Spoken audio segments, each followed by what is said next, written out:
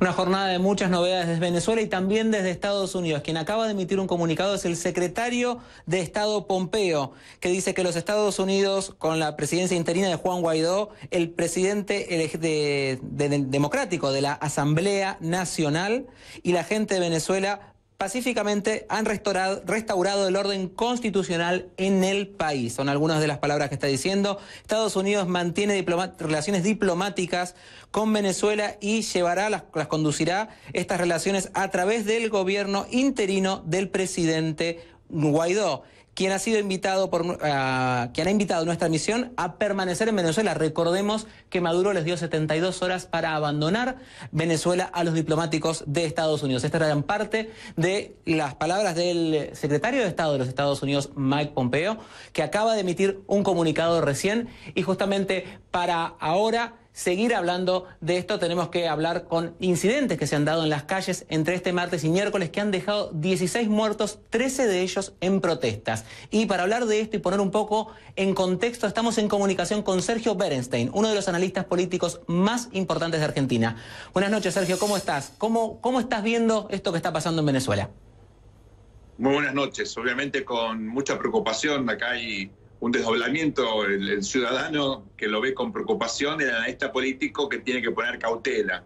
Estamos frente a acontecimientos obviamente que manifiestan, uno, un aislamiento internacional sin precedentes del régimen de Nicolás Maduro, fundamentalmente por el liderazgo de Estados Unidos, otros países importantes de la región como Canadá, por ejemplo, desde ya Brasil, Argentina, Costa Rica, Perú, Chile. Hay una enorme cantidad de países que, sobre todo, por ejemplo, en la Organización de Estados Americanos, han demostrado su desagrado por los acontecimientos que derivaron en esta situación tan dura con la violencia, la represión. Ahora, cuidado, porque el régimen de Maduro tiene apoyo de muchos países, no solamente en la región, sino también en el mundo. En la región, países importantísimos como México, ni hablar, obviamente, los países ideológicamente más afines a Venezuela, de la órbita bolivariana, en particular Bolivia, Nicaragua, desde ya Cuba. Pero cuidado, en el mundo hay dos países cruciales, Rusia y China, que tienen vínculos muy, muy estrechos con el régimen de Maduro, y hasta ahora no solamente no han dado ninguna señal de que están colaborando con la iniciativa liderada por Estados Unidos, sino todo lo contrario. Por eso las Naciones Unidas, por ejemplo, no solamente no se han expresado a favor del nuevo presidente encargado de Venezuela, sino que incluso mantienen los vínculos tradicionales con el gobierno de Maduro. Con lo cual estamos aquí ante una crisis de legitimidades, donde la comunidad internacional tiene que ser cuidadosa, y veamos cómo esto efectivamente se desenvuelve, pero yo creo que hay que ser muy prudente respecto a lo que puede pasar en Venezuela y el reconocimiento y la consolidación eventual que puede tener el nuevo gobierno. Sergio, ¿cuáles son las posiciones tanto de México como de Cuba con respecto a Venezuela hoy? Pues son muy diferentes. Nos recordemos que Cuba desde hace ya mucho tiempo es el aliado más importante que tiene Venezuela en la región. Desde el golpe de Estado fallido del 2002, Cuba ha tomado un rol fundamental en los asuntos internos de Venezuela, en particular, pero no solo en los servicios de inteligencia.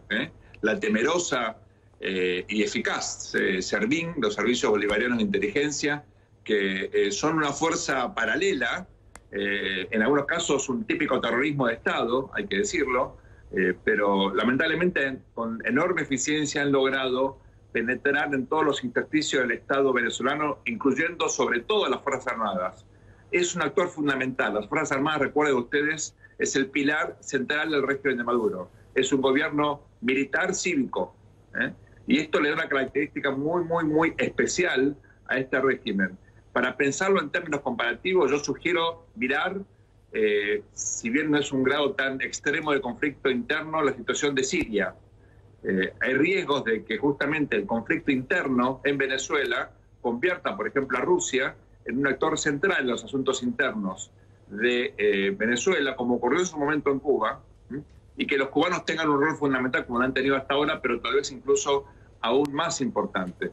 La situación de México es muy distinta. México había tenido hasta hace poquito una postura distinta respecto de Venezuela, pero el nuevo presidente, Andrés Manuel López Obrador, no solamente invitó a Nicolás Maduro a su asunción, sino que ha mantenido una postura diferenciadora con una política bastante parecida a la que históricamente el PRI había tenido respecto a la vieja Cuba. Recuerdan ustedes que México y Cuba siempre mantuvieron relaciones, digamos, de respeto mutuo, y esto explica por qué no hubo, por ejemplo, guerrillas auspiciadas por Cuba en México, cuando en América Central, por ejemplo en Nicaragua u otros países, ni hablar Colombia, siempre hemos visto la mano de Cuba apoyando precisamente grupos guerrilleros. Con lo cual hay un retorno en algún sentido a esta tradición que ha tenido México, con, digamos, la posibilidad de que también eventualmente eso contribuya a una salida negociada, veremos, ¿no? Pero es importante,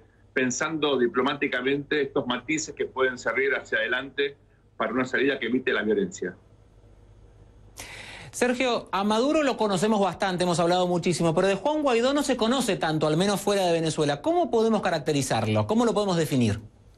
Es cierto, es un líder muy joven. Ustedes saben que los líderes políticos que han tratado de protagonizar desde la oposición algún tipo de, digamos, proceso que forzar una transición, por diferentes motivos no han tenido suficiente éxito. O bien porque la represión del régimen ha sido efectiva, el caso particular de López, o porque han entrado en negociaciones que los han desgastado, aún de buena fe, ¿verdad? Pero lo cierto es que faltaban líderes o figuras que pudieran de alguna manera encabezar, liderar este proceso.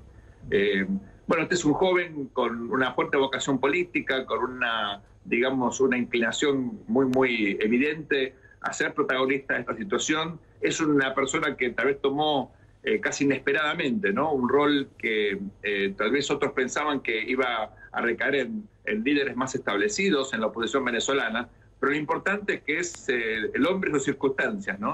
Y Guaidó tiene hoy la posibilidad efectivamente de buscar un consenso. Ustedes recuerdan que lamentablemente la oposición venezolana estaba muy fragmentada y había tenido enormes dificultades para no entrar en las trampas que de manera sistemática el régimen, primero de Chávez y luego de Maduro, les había propuesto, sobre todo en términos de participar en elecciones que en muchos casos fueron fraudulentas o que no tenían las garantías básicas de limpieza del proceso electoral. Eso desgastó mucho a la oposición. No es fácil ser oposición de un régimen dictatorial, es muy complejo. Y las libertades, como ustedes saben, en Venezuela hace mucho que no están vigentes. Bueno, Sergio, muchísimas gracias. Veremos cómo sigue todo este tema aquí en Venezuela. La era del analista argentino Sergio Berenstein, en vivo desde Indianápolis, en Estados Unidos. Y ustedes no se vayan porque ya volvemos con más perspectivas desde Buenos Aires.